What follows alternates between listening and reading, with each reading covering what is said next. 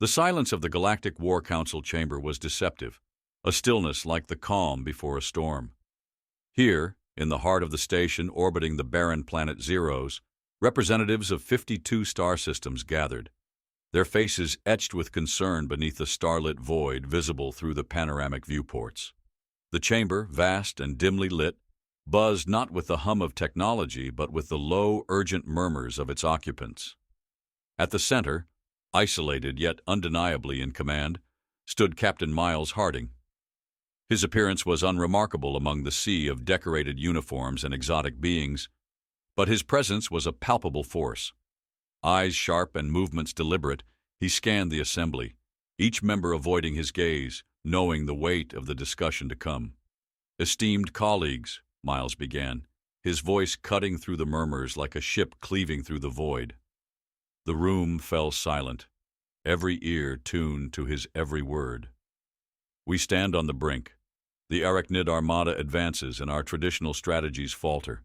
Today, I propose a divergence, an untested tactic not out of desperation but from necessity."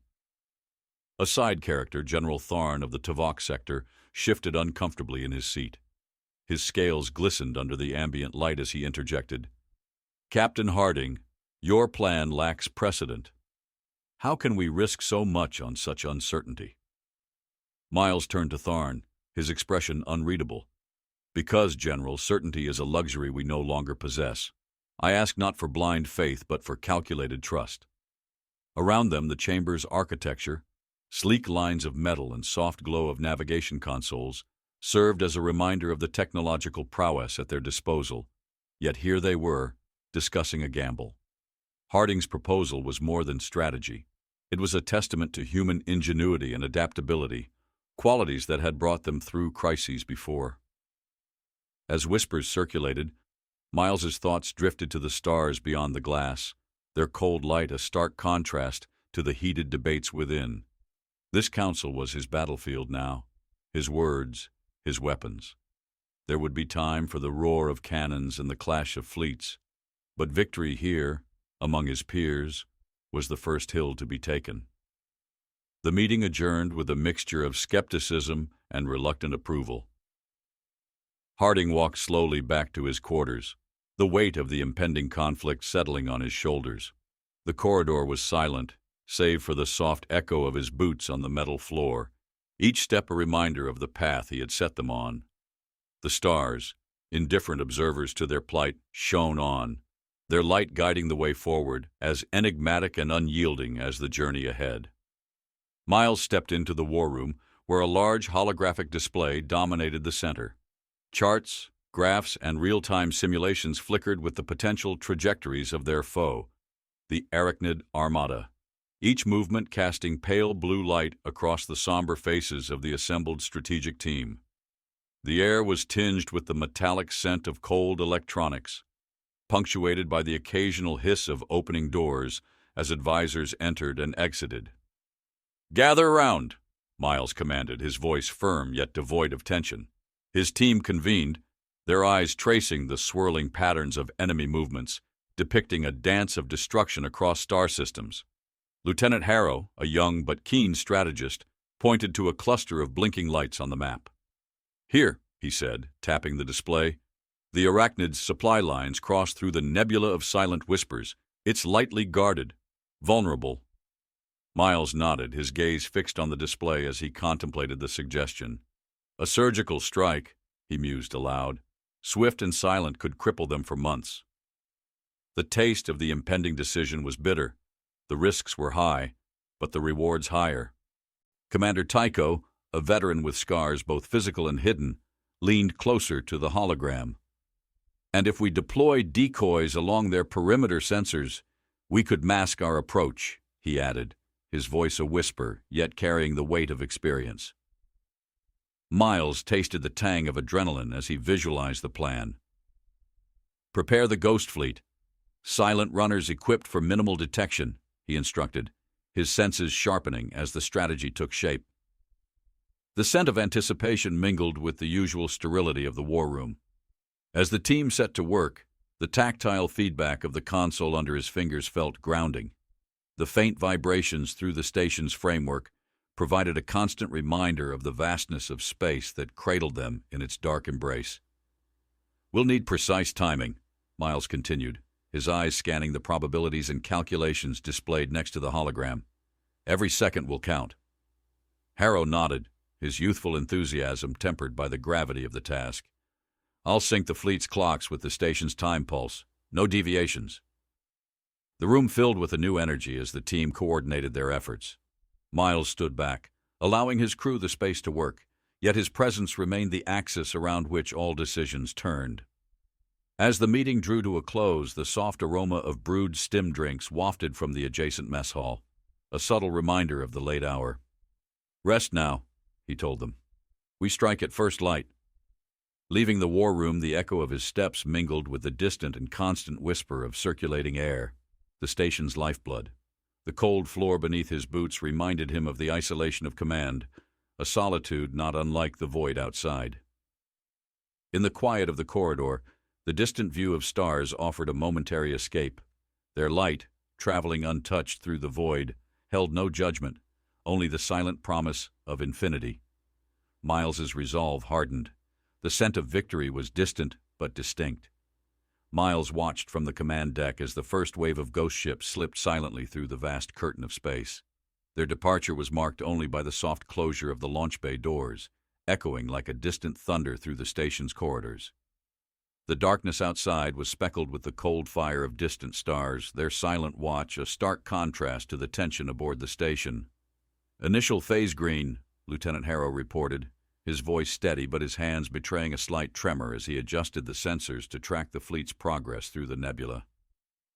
Miles nodded, feeling the deck's vibrations beneath his feet, a subtle reminder of the station's massive engines at idle, ready to spring to life at his command. He turned to view the strategic display where virtual lines marked the Ghost Fleet's trajectory toward the enemy supply lines. The taste of black coffee lingered on his tongue, bitter and strong, mirroring the sharp focus of his mind. Every moment stretched, filled with the potential of what was to come.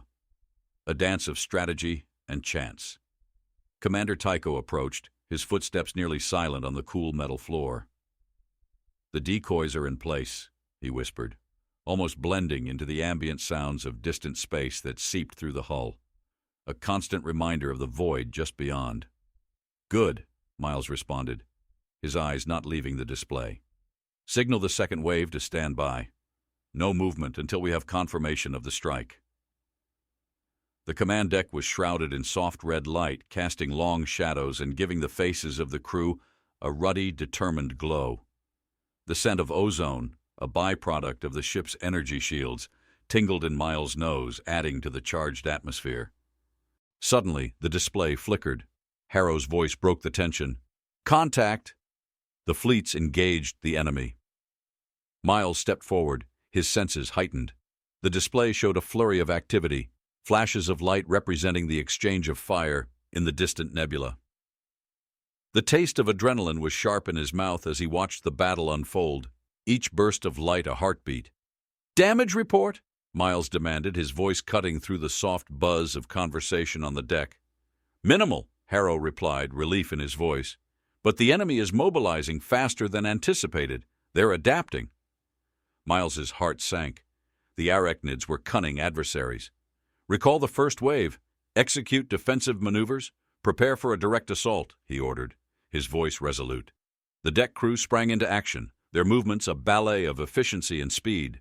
Miles felt the floor beneath him come alive as the station's engines powered up, a low rumble that resonated through his core. As they awaited the Ghost Fleet's return, the stars seemed to blur, their light smearing across the viewport as the station pivoted to face the oncoming threat. The aroma of spent fuel and heated metal permeated the air, a stark reminder of the station's readiness to move into battle. Miles's gaze returned to the stars, each one a distant echo of solar flares and cosmic winds. Their calm, a stark contrast to the storm of war they were sailing into. The upcoming battle loomed large, a dark wave threatening to break over them, but Miles knew they would meet it head-on, forged by fire and bound by a common resolve. As the Ghost Fleet retreated, Weaving back through the celestial tapestry towards safety, the command deck of the station throbbed with a tense anticipation. Miles stood rigid, his silhouette stark against the backdrop of space where stars flickered like the dying embers of a distant fire. "The arachnids are advancing quicker than we anticipated," Lieutenant Harrow announced, his voice echoing slightly in the hushed atmosphere of the deck. The screens pulsed with the rapid approach of enemy ships, their movements as silent as the void, but as threatening as a storm cloud. Miles felt the slight shiver of the deck beneath his boots, a silent testament to the readiness of their own fleet, hovering like specters in the dark. "Prepare all hands for combat. This will be a direct confrontation," he instructed, his voice steady, betraying none of the cold grip that clenched his stomach. The air was charged with a tangy mix of fear and resolve as the crew readied their stations. Miles tasted the stark metallic flavor of the recycled air, a reminder of the enclosed space from which they faced the vastness of the universe.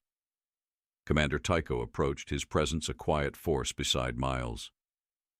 "We have a chance to test their mettle," he said, his eyes locked on the approaching blips. "Our shields are at full strength, and our weapons are charged. The fleet is as ready as it will ever be." Miles nodded, feeling the weight of every decision pressing down on him like the deep cold of space pressing against the hull. "This isn't just about survival," he murmured, more to himself than to Tycho. "It's about sending a message. We are not merely defending, we are defiant." The first vibrations of distant impacts trembled through the station, a palpable disturbance that set the lights flickering. Each pulse was a drumbeat to war, stirring a primal alertness in the crew. Miles watched the energy shields flare to life, casting a protective glow that shimmered like a mirage around the station. "Visual on main screen," Harrow called out, and the forward view shifted to display the advancing enemy. The arachnid ships, sleek and menacing, sliced through the darkness, their approach silent but vividly ominous. Miles's hand gripped the rail before him, his knuckles white. The scent of ozone now filled the deck, a sharp reminder of the shield's strain against the incoming barrage. "Hold steady," he ordered, his voice a beacon against the storm of battle. As the arachnid ships drew closer, their cannons glowing with imminent fire, the entire station seemed to hold its breath. Then, with a brilliance that washed the room in white light, the shields absorbed the first wave of fire. The sound was a deep, resonant clash, like thunder rolling over the hills of some distant planet he once called home. "We're holding, Captain," Tycho reported, relief mingling with tension in his tone. Miles's response was curt, his focus absolute. "Target their lead ship. All batteries, fire at will." His command cut through the murmur of voices and the sharp scent of electrical discharge. As the station's cannons responded, the room vibrated with the power of their retaliation. The view screen flashed with the exchange of deadly energies, a dance of destruction beautiful and terrible in its intensity.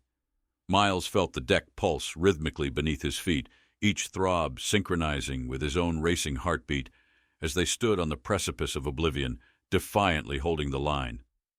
The air crackled with energy as the station's cannons fired, sending pulses of light hurtling through the void toward the arachnid lead ship. The resulting explosion was a silent spectacle of devastating beauty, scattering debris across the black canvas of space. Miles watched the display, the stark light reflecting in his determined eyes. "Direct hit on the enemy's flagship," Harrow reported, his voice carrying a mix of awe and apprehension. The young lieutenant's hands moved deftly over the controls, adjusting the sensors to gauge the enemy's response. Despite the victory, the mood remained tense, the victory Pyrrhic as the screen showed the arachnids regrouping with unnerving coordination. Miles felt a prickly heat crawl up his neck, a mixture of adrenaline and the ambient warmth of the overtaxed air recycling systems. "Stay alert," he commanded, his gaze never leaving the viewport. "They'll be more cautious now, but they won't retreat." As if in answer, a new blip appeared on the outer edge of the sensor range, its approach steady and ominous. "Unknown vessel entering the conflict zone," Harrow announced, his voice tense. Miles leaned forward, studying the incoming signal. "Can we identify it?" he asked, his mind racing through possibilities. "Not yet, Captain," Harrow replied, his fingers flying over the console. "It's unlike anything we've cataloged." The mystery of the new arrival hung in the air, as palpable as the electric tang of ionized particles that filled the command deck. The crew members exchanged uneasy glances, their bodies tensed for action, yet constrained by the uncertainty of the moment. Miles's instinct tugged at him, a gut feeling that there was more at play than a mere reinforcement for the arachnid fleet. "Prepare to engage," he decided, his command cutting through the tension. "But keep our defenses primed. I want all sensors on that new contact." The silence that followed was filled with the soft sounds of breathing and the distant low thrum of the station's shield generators. The new vessel continued its approach, unfazed by the destruction that had unfolded before it. As the ship drew closer, its design became visible, a sleek, dark hull punctuated by glints of metal that caught the starlight. It was eerily silent, more a phantom than a ship, its intentions obscured behind the reflective sheen of its exterior. "Visual coming up," Harrow said, and the main screen shifted to a live feed. The vessel was unlike any craft in the known galaxy, its surface smooth and unmarked by any insignia. It moved with a purposeful grace, serene amid the chaos of battle. Miles watched, his mind churning with strategies and theories. The presence of this unknown entity was a riddle wrapped in the enigma of war, a piece of a larger puzzle he was yet to fully comprehend. "Keep our communications open," he instructed, his voice steady. "I want to hear everything they have to say, assuming they wish to communicate." The ship halted just outside their weapons range, as if waiting for an invitation or a provocation. Its silence was a challenge, the quiet before a storm that Miles knew could unleash new depths of conflict, or perhaps open paths to unexpected alliances. As the crew waited for the next move, the scent of anticipation mixed with the recycled air, each breath a mixture of fear and fascination, all eyes fixed on the enigmatic vessel that held the next key to the unfolding war. The mysterious vessel remained motionless, a silent observer just beyond the range of the station's guns. Its sleek, dark silhouette against the backdrop of distant stars was an enigma that neither invited nor provoked. Miles stared at the screen, the quiet tension palpable as he weighed his options. "Magnify," he commanded quietly, his voice barely a ripple in the still air of the command deck. The image expanded, revealing more details of the craft's design, its smooth, seamless hull, and the absence of visible weaponry, which did nothing to ease the crew's anxiety. Lieutenant Harrow adjusted the sensors, attempting to penetrate the ship's elusive shield. "No luck, Captain. It's like trying to read through a black hole," he reported, frustration evident in his tone. Miles's fingers drummed a silent rhythm on the console, a physical manifestation of his strategic mind at work. "Hail them," he decided, his resolve firm. "Open a channel. Let's see if they're here to talk." The communication officer nodded, his actions swift as he transmitted the signal. The crew waited, the silence stretching into minutes, filled only by the subtle shift of the station as it maintained its orbit. The scent of coffee lingered in the air, a reminder of the hours they had spent at battle stations. Finally, the console beeped, a reply. The audio crackled to life, and a voice, smooth and modulated, filled the room. "This is Commander Sellen of the Vortex. We seek parley, not conflict." Miles exchanged a glance with Commander Tycho, who nodded slightly. "Acknowledged, Commander Sellen. I am Captain Miles Harding. What are your intentions?" "We observe," came the cryptic response. "We have watched your conflict from afar. It is not our way to interfere, but we offer counsel." Miles's brow furrowed in suspicion. "And why would you offer this now?" he asked, his tone cautious yet curious. "We value balance," Seelan explained. "Your enemy disrupts this. We propose a meeting, Captain Harding, aboard the Vortex. We will share our observations." The proposal hung in the air, as tantalizing as it was risky. To board an alien vessel during wartime was a gamble, but the potential intelligence could turn the tide of their battle. Miles made his decision. "Prepare a shuttle," he told Harrow. Commander Tycho, you have the con. I will assess their offer. As preparations were made, the aroma of metal and electricity became more pronounced, a metallic tang that filled the command deck as the shuttle bay doors opened. Miles's departure was quiet, marked by the soft clatter of his boots on the metal deck as he left the command room. Aboard the shuttle, the silence of space enveloped him.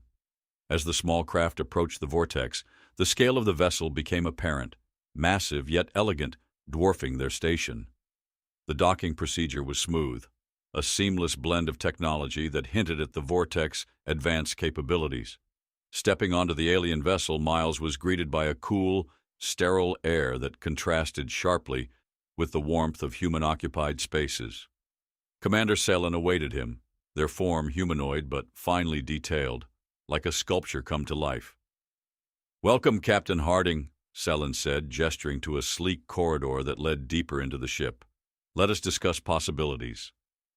As Miles followed, the mystery of the vortex deepened, each step taking him further into the unknown, his senses alert to every new sight, sound, and scent. The corridor of the vortex was lined with panels that emitted a soft, pulsating light, guiding Miles and Commander Selen deeper into the heart of the vessel. The walls themselves seemed to breathe, expanding slightly with a rhythm that echoed the slow, deliberate steps of its occupants.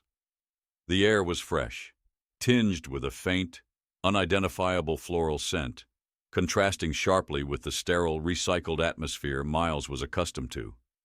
Selen led him into a room that was stark in its simplicity, yet elegant in its design. The center was dominated by a circular table, above which floated a holographic display of the galaxy, a constellation of systems and paths that pulsed with soft light. "Please, Captain Harding, be seated." Selen gestured to a chair that looked more like a sculpture than seating. As Miles took his place, the chair molded to his form, offering support that felt tailored to his body's contours. "We observe the chaos that unfolds in your sector," Selen began, their voice smooth, resonating with a calm that belied the war-torn reality Miles faced. "Your enemy, the arachnids, disrupt the balance with their aggressive expansion. This concerns us." Miles leaned forward, his interest piqued. "And how exactly can you assist us in restoring this balance?" he asked, skepticism threading through his tone. Selen's hand moved, and the galaxy display zoomed into a sector marked by intermittent flashes, conflict zones. "We possess technologies that can shield entire planets, obscure them from detection," Selen revealed. "With these, you could protect key assets or even trap the arachnids, leaving them vulnerable to counterattacks." Miles absorbed the information, the strategic possibilities unfolding in his mind like a map. Such technology would change the course of the war, he acknowledged, the weight of the statement hanging between them. "Indeed," Selen agreed, their gaze meeting his with an intensity that seemed to pierce through the facade of diplomacy. "In exchange, we ask for an alliance, a sharing of knowledge and resources. We seek to learn from your resilience, Captain." The proposal was as enticing as it was risky. An alliance with an unknown species could provide the advantage they desperately needed, but at what cost? The faint hum of the ship's core, barely perceptible unless one was listening for it, reminded Miles of the vortex's hidden depths, its secrets cloaked in shadow. "What guarantees can you offer?" Miles questioned, his eyes narrowing slightly. "How can we trust your intentions?" Selen's response was measured, their tone imbued with sincerity. "Trust must be built, Captain. Let us start with a demonstration of our capabilities. If you find our technology beneficial, we proceed. If not, you are free to withdraw with no obligations." Miles stood, the decision crystallizing within him. "Arrange the demonstration, Commander. We'll see if your technology holds the key to our salvation, or our doom." As he left the meeting room, the cool metal of the vortex's floor beneath his boots, the scent of the unknown mingled with a hint of excitement and fear. The potential for a powerful new alliance loomed large, a beacon in the darkness of space, guiding him toward a future fraught with as much potential as peril. As Miles returned to the station, The gravity of his impending decision pressed heavily upon him.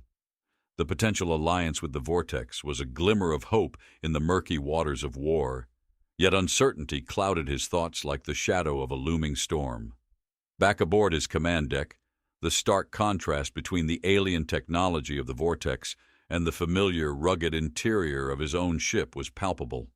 The air here was tinged with the sharp tang of ionization from the recent skirmishes, and the walls, scarred from years of conflict, told stories of survival and defiance.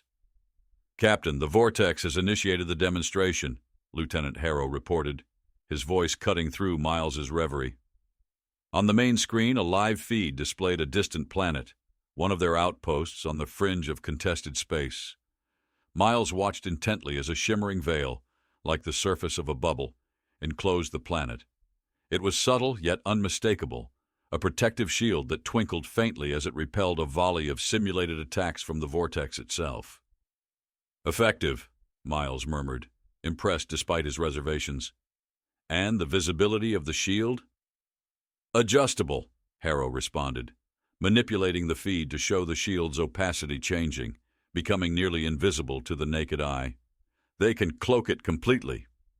The demonstration was a testament to the Vortex's advanced capabilities, their technology a beacon of potential in the strategic darkness that had enveloped the war effort. The room filled with a low murmur of excitement as the crew discussed the possibilities, their words a mixture of skepticism and hope. Commander Tycho approached, his seasoned gaze fixed on the screen. "A powerful tool, if it's as reliable in practice as it is in demonstration," he noted, the rasp of his voice grounding Miles's soaring thoughts. "Agreed," Miles said, nodding. "Arrange a meeting with the senior staff. I want all perspectives on this before we proceed." As the command deck bustled with activity, Miles stepped aside, his gaze drifting to the viewport, where the endless dance of cosmic dust and distant stars played out. The vastness of space, with its cold beauty and unforgiving nature, was a constant reminder of the isolation inherent in their plight. Yet now, with the Vortex's offer, the scales of war might tip in their favor. The meeting convened under the harsh lights of the briefing room. Miles laid out the Vortex's proposal, detailing the technology and the terms of the potential alliance. The air was thick with the heat of debate, each officer voicing their concerns and hopes, their words weaving a tapestry of cautious optimism and strategic doubt. "Let's not forget," Miles finally said, silencing the room, "that alliances are not just about technology. They're about trust. Can we trust the Vortex, or are we inviting a viper into our midst?" The question hung heavy in the room, the weight of history and the scars of past betrayals evident in the thoughtful faces of his crew. The decision to ally with the Vortex was fraught with risk, yet the war demanded risks. Miles knew that whatever choice he made, it would change the course of the conflict, for better or worse. As the meeting adjourned, the scent of stale air and lingering tension followed him back to the command deck.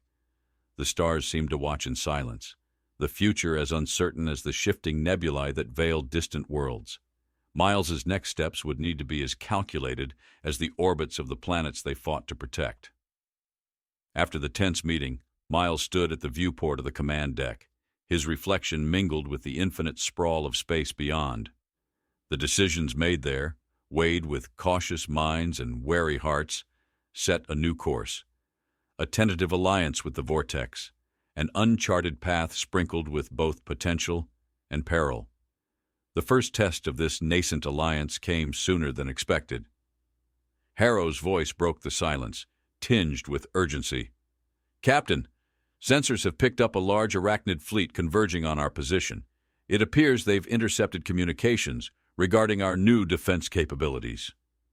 Miles turned sharply, his focus snapping back to the immediate threat. "Alert the Vortex and bring our shields to full readiness. We'll see how this alliance holds under fire," he commanded, his voice resonant with a steely resolve. As the crew sprang into action, the command deck vibrated slightly, a subtle reminder of the station's massive engines stirring to life. Outside, the cosmos was eerily quiet, the approaching danger marked only by the ominous blip of enemy ships on the radar. Miles watched as the Vortex's ship aligned with their station, its sleek silhouette a stark contrast against the chaos of looming war. The shared defense grid activated, casting a shimmering net of light across the void, enveloping them in a cocoon of pulsating energy. "Their fleet is in range," Tycho reported, his voice calm but grave. "Shields are holding at 97% efficiency." Miles nodded, feeling the deck beneath him thrum with the echo of distant artillery. The arachnids unleashed a fury of fire, their weapons designed to overwhelm and obliterate. Yet each strike was absorbed by the shield, their deadly intent thwarted by the Vortex's technology. In the lull between assaults, the faint scent of ozone filled the air, a byproduct of shield ionization, a stark reminder of the invisible barrier that stood between them and obliteration. The taste of impending conflict was bitter, mingling with the metallic tang that hung on the tongue like a warning. "Captain, the arachnids are regrouping for another push. This one looks to be more coordinated," Harrow updated, his fingers flying over the controls as he analyzed the incoming data. "Prepare to counterstrike. Launch fighters as soon as they make their next move. We'll give them a taste of their own medicine," Miles responded, his directive clear and sharp. As the enemy regrouped, a palpable tension filled the command deck.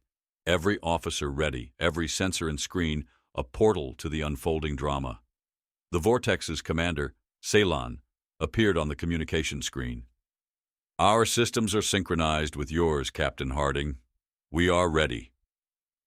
Miles gave a curt nod, grateful for the support yet aware of the stakes. "On my mark," he said, watching as the arachnid fleet began their assault anew, a dark wave intent on crushing them under its relentless surge. With a deft hand, he signaled the counterattack.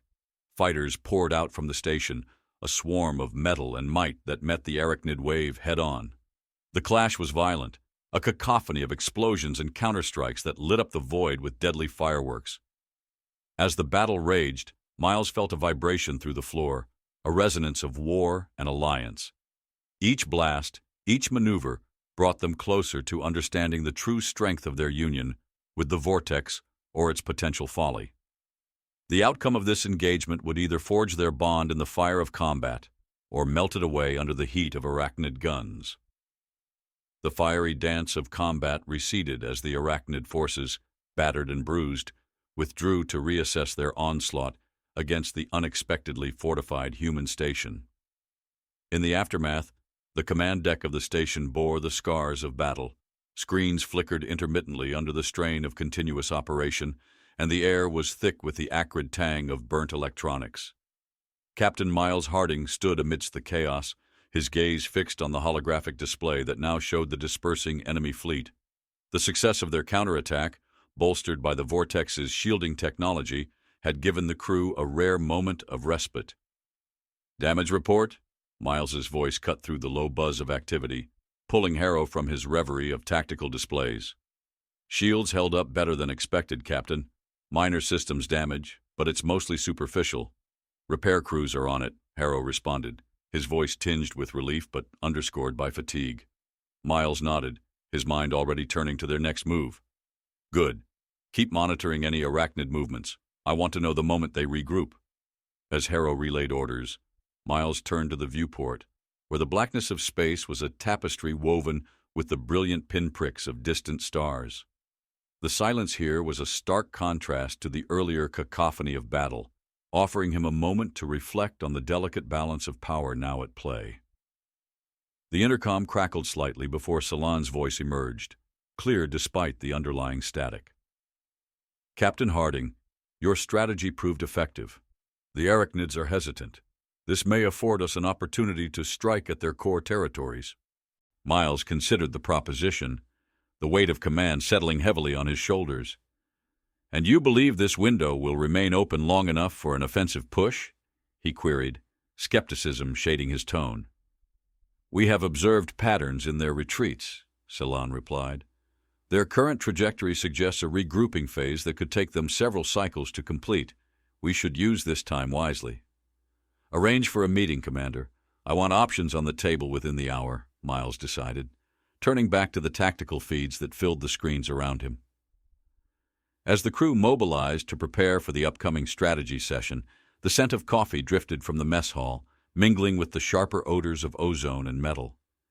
It was a minor comfort in the unending stress of wartime command.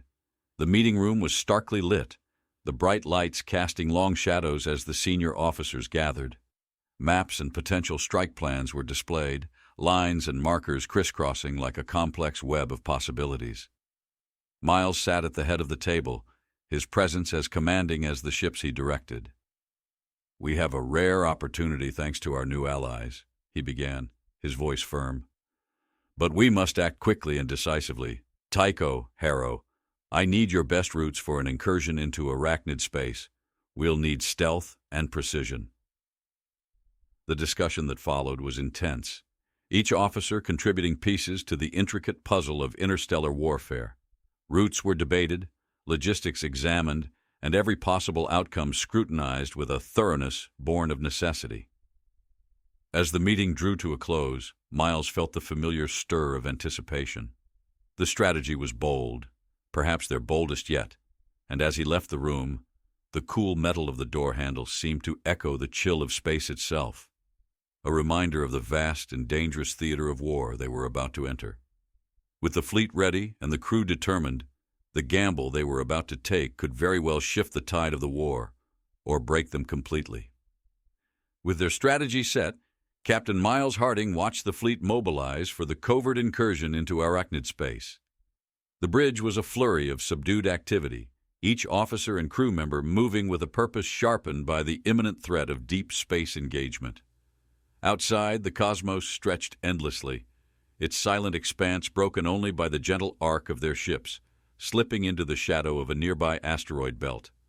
The stark beauty of this celestial hiding spot belied its strategic importance, offering a perfect staging ground for their daring operation. "Captain, all ships report ready status," Lieutenant Harrow announced, his voice steady despite the underlying tension that vibrated through the command deck. The soft glow from the consoles cast a spectral light across his focused face. "Very well. Initiate Phase 1. Remember, we need to maintain radio silence once we cross the boundary. Any signal could betray our position," Miles instructed, his gaze locked on the star map displaying their trajectory, a thin line crawling through a maze of hostile territories. As the fleet advanced, the absence of usual shipboard sounds, the low hum of communication chatter, the occasional clang of maintenance, created an eerie calm. Instead, there was only the soft hiss of the life support systems and the distant, almost imperceptible whir of the engine turbines, modified to run quieter than a whisper. Miles felt the familiar knot of command tension tighten in his gut as the ship slipped through the dark, like phantoms darting between the rays of distant suns. His hands clasped behind his back, he paced slowly before the viewport, each step a silent echo in the carpeted bridge. Hours passed with painstaking slowness as the fleet drew closer to their target, an arachnid-controlled outpost that, intelligence suggested, held key operational data that could cripple their enemy's supply lines. The risk of the operation was enormous, but so were the potential rewards. Finally, the whisper of Harrow's voice broke the silence. "Approaching target, Captain.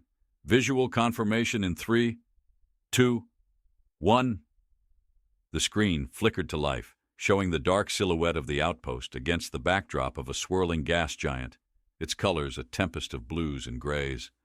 The outpost itself was a spike of metal thrust into the void, bristling with defensive turrets, a dragon in its lair. "Deploy the cloaking screens and prepare for silent running," Miles ordered, his voice a low murmur. "We're going in."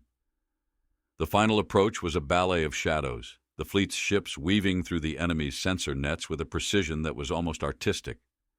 Every officer on the bridge held their breath, the only sounds the soft tapping of fingers on consoles and the quiet thrum of blood in their ears. Then, without warning, a flurry of activity erupted on the screen as they detected an unexpected energy spike from the outpost. "They're powering up weapons!" Harrow exclaimed, his voice cracking the calm. "Full evasive maneuvers. Launch the distraction drones now," Miles commanded, his calm exterior cracking with the urgency of the moment. The next minutes were a chaos of light and motion as the outpost unleashed a storm of fire upon the detected drones, mistaking them for the main fleet.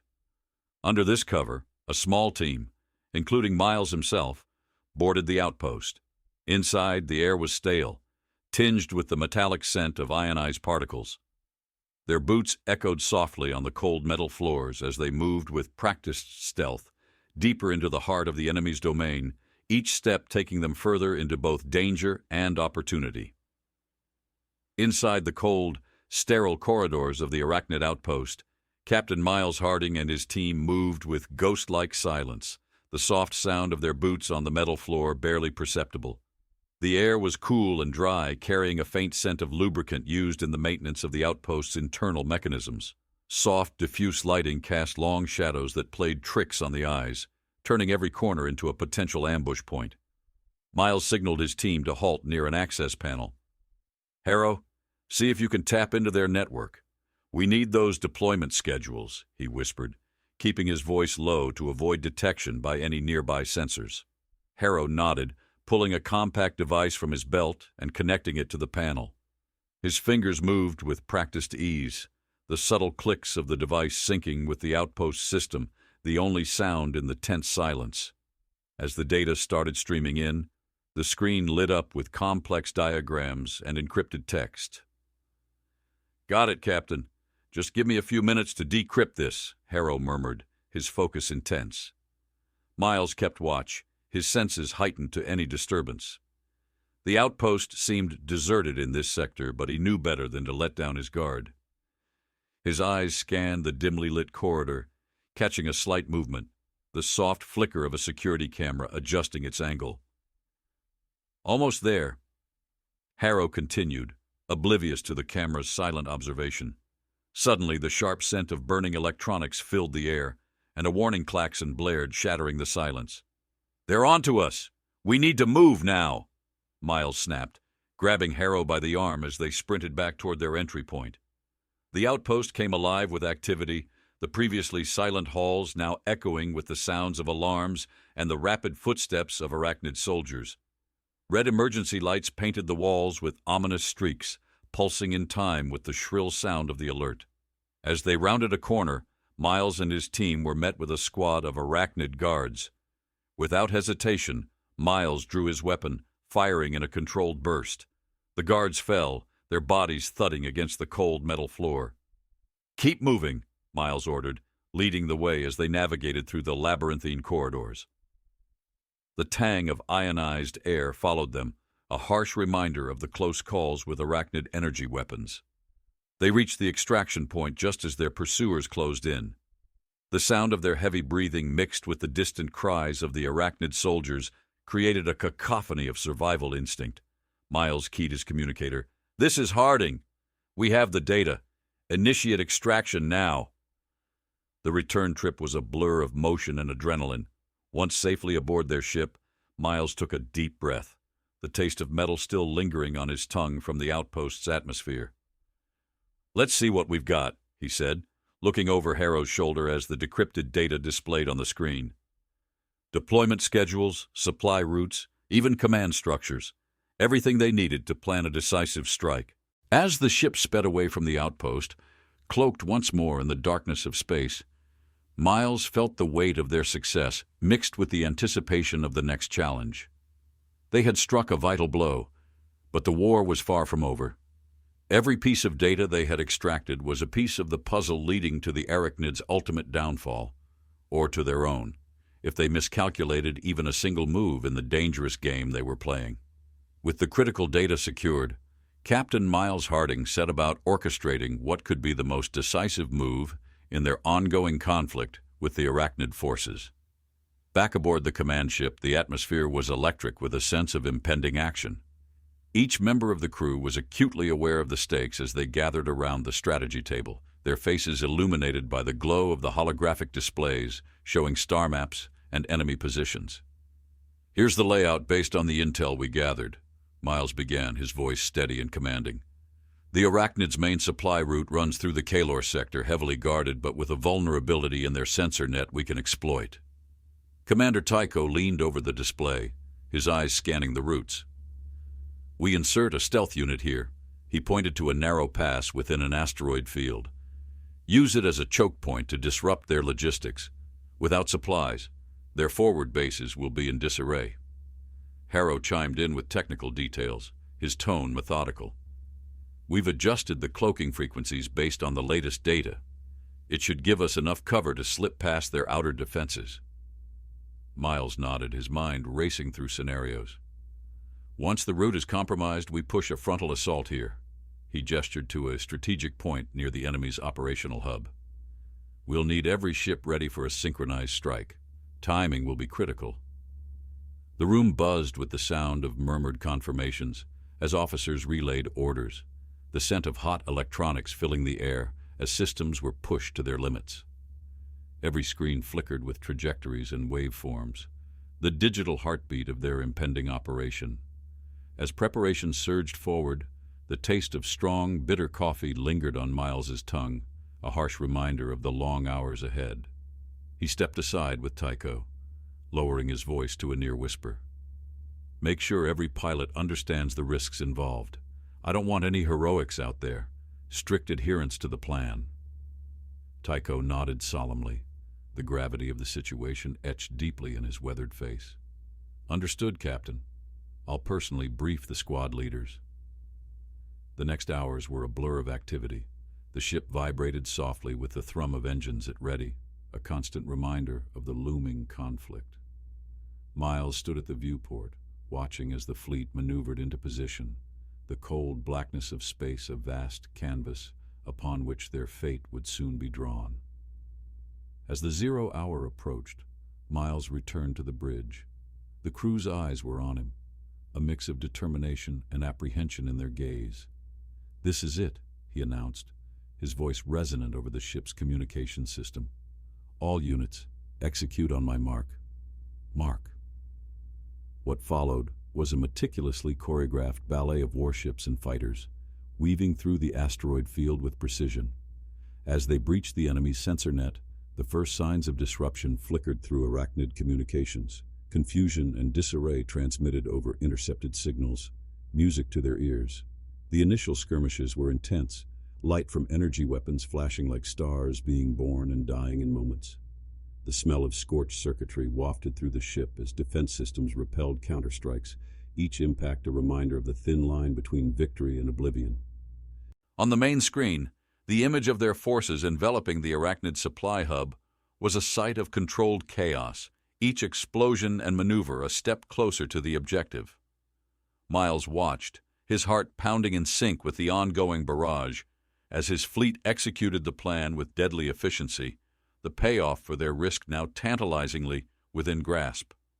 The victory, though costly, was monumental. As the dust settled and the light from the last explosions faded into the void, Captain Miles Harding surveyed the aftermath from the bridge of his command ship. The strategic blow they had dealt the arachnids was visible not just in the debris field that floated before them, but in the tactical advantage they now held. The air inside the command deck was heavy, thick with the residue of battle and the faint scent of burned insulation, a reminder of the near misses and direct hits that had pummeled the shields. Officers moved about, their faces etched with fatigue, yet there was a palpable sense of accomplishment among them. They had executed the plan with precision, each unit playing its part in the intricate dance of warfare. "Report," Miles called out, his voice cutting through the low murmur of activity. Commander Tycho approached, his tablet in hand, displaying the status updates from various divisions.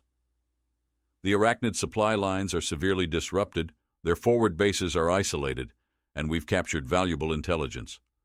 Losses are within expected parameters, but every ship suffered some damage, he reported, his tone measured but tinged with the gravity of their losses.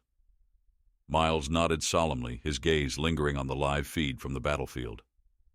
"Begin salvage operations. We'll need every bit of material we can recover. And get me casualty lists. I want to personally review them." As the crew set to work on recovery, Miles stepped aside, allowing himself a moment of reflection. The taste of victory was bittersweet, tinged with the sharp tang of personal loss. Each name on the casualty list was a reminder of the cost of command, the weight of each decision he made. The next few days were a blur of activity. The fleet, buoyed by their success but mindful of the price, worked tirelessly. Salvaged materials from the wreckage were repurposed, damaged ships were repaired, and intelligence gathered from the operation was analyzed. Each piece of data provided insight into the arachnid strategies and weaknesses, which were meticulously catalogued for future engagements. Miles spent long hours in the strategy room, planning their next moves. The victory had given them an edge, but he knew the arachnids would be eager to retaliate. The war was far from over, and each step forward required careful thought and precise execution. During a briefing with his senior officers, Miles laid out the next phase of their campaign. "We've got them reeling, but a wounded beast is most dangerous," he began, his voice resonant in the quiet room. "We need to keep the pressure on, exploit the gaps in their defenses before they have a chance to regroup." The room was filled with the soft glow of holographic displays and the crisp scent of electronic screens, creating an almost clinical atmosphere as strategies and contingencies were debated. The team was a well-oiled machine, their experience and dedication shining through in their thorough approach to each scenario. As they finalized their plans, Miles felt a renewed sense of determination. The victory had proven that they were capable of turning the tide, but it was only through continued vigilance and strategic prowess that they would secure lasting peace. As the meeting adjourned, the weight of responsibility settled back onto his shoulders, a constant companion in the lonely command of his fleet. In the aftermath of their significant victories, Captain Miles Harding stood on the observation deck, gazing out at the recovering fleet that stretched across the black canvas of space. The scars of war were visible on the hulls of every ship, a testament to the battles fought and won and those that had extracted a heavy toll. The silence of space enveloped him, broken only by the soft whisper of the ship's life support systems, reinforcing the isolation that command often entailed. Turning from the viewport, Miles rejoined his crew in the briefing room, where the mood was somber yet resilient. The senior officers and crew gathered, their faces reflecting both the fatigue of constant vigilance and the satisfaction of recent successes. "Ladies and gentlemen," Miles began, his voice echoing slightly in the hushed room, "what we've achieved is nothing short of extraordinary. Through your courage, we've not only defended our territories but also struck a blow that has sent ripples throughout the arachnid ranks." The room filled with a cautious optimism, the air tinged with a blend of relief and the metallic trace left by electronic equipment, a reminder of their unyielding commitment. "But let's not forget why we fight," Miles continued, his gaze sweeping over his crew. "It's not for glory or conquest. We fight for the chance to say no, no to tyranny, no to oppression, and no to those who would threaten our way of life." Nods of agreement met his words, the shared resolve strengthening their collective spirit. Commander Tycho, standing beside a holographic map detailing their next operations, added, "The arachnids now know that humans aren't just participants in this galaxy. We're defenders of its balance, and when pushed, we not only push back, we advance." Miles smiled faintly, proud of the unity and determination his crew displayed. "Going forward, our tactics will continue to evolve. The data we've secured has opened new paths to victory. But more than that, it has proven that when humans unite for a common cause, we are an unstoppable force." As the meeting drew to a close, Miles's final words resonated deeply. "Let this victory remind us of what we stand for: resilience, unity, and an unwavering commitment to safeguard our future. Our actions have once again affirmed that humans are not merely survivors, we are pioneers shaping the galaxy." The crew dispersed, leaving Miles alone with his thoughts. As he looked out at the stars, a sense of profound responsibility settled upon him. They had shown the galaxy that humans could not only skip safety briefings but redefine them, turning what was perceived as recklessness into a calculated strategy that played to their strengths of adaptability and resilience. The war was not over, and the road ahead was fraught with challenges, but Miles felt ready to face whatever came next. With a crew united by a shared purpose and a newfound respect from their allies and adversaries alike, he knew they were no longer just participants in galactic events. Humans were, indeed, a vital force in the cosmic dance of power and diplomacy. a force that had learned not only to adapt and survive, but to thrive and lead. In the quiet expanse of his command office, Captain Miles Harding reflected on the journey that had led to this pivotal moment in human history. As the stars shone silently outside his window, Miles prepared to address the Galactic Council, a testament to humanity's new role as a leader in galactic peacekeeping. Miles stepped up to the podium, the vast chamber of the Galactic Council buzzing with representatives from hundreds of species, all waiting to hear from the human who had defied expectations and turned the tide of a war that could have devastated the galaxy. Esteemed members of the Galactic Council, Miles began, his voice resonant and clear, today marks not just a victory for humanity, but for all species who cherish freedom and justice. We've shown that our unique human qualities, creativity, determination, and a willingness to take calculated risks are assets that can lead to peace and stability. He paused, letting his words echo through the chamber, reaching every ear and hopefully every heart. Humans are often thought of as the young species of this galaxy, reckless and unbound by tradition. And yet, in our youth, we find the strength to challenge the status quo, to question where others might blindly follow. Around him, the chamber was wrapped with attention, the air filled with the subtle scent of ozone generated by the various life support systems mingling in a symphony of unity. Through our actions, we've asked for a seat at this distinguished table not out of entitlement, but out of a demonstrated commitment to the galactic common good. We've shown that we can lead, not by subjugation, but by example, not through might, but through ideas, through courage, and through cooperation. A murmur of assent rippled through the assembly, a sound like a gentle wave washing over a pebbled shore as representatives from civilizations both ancient and modern nodded their agreement. And let us not forget, Miles continued, his eyes sweeping across the room, that when humans are allowed to bypass standard protocols, as in the safety briefings we once were bound by, we do not do so out of disrespect for the rules, but out of a deep understanding that sometimes, to protect what we hold dear, we must forge new paths. He paused, letting the weight of his words sink in. We ask not to be above the law, but to adapt it to the realities we face. This is the essence of humanity, to innovate, to adapt, and to overcome. As applause began to fill the chamber, swelling like the tide in response to the pull of the moon, Miles felt a profound sense of accomplishment. Humanity had not only secured its place among the stars, but had shifted the perceptions of what it meant to be human.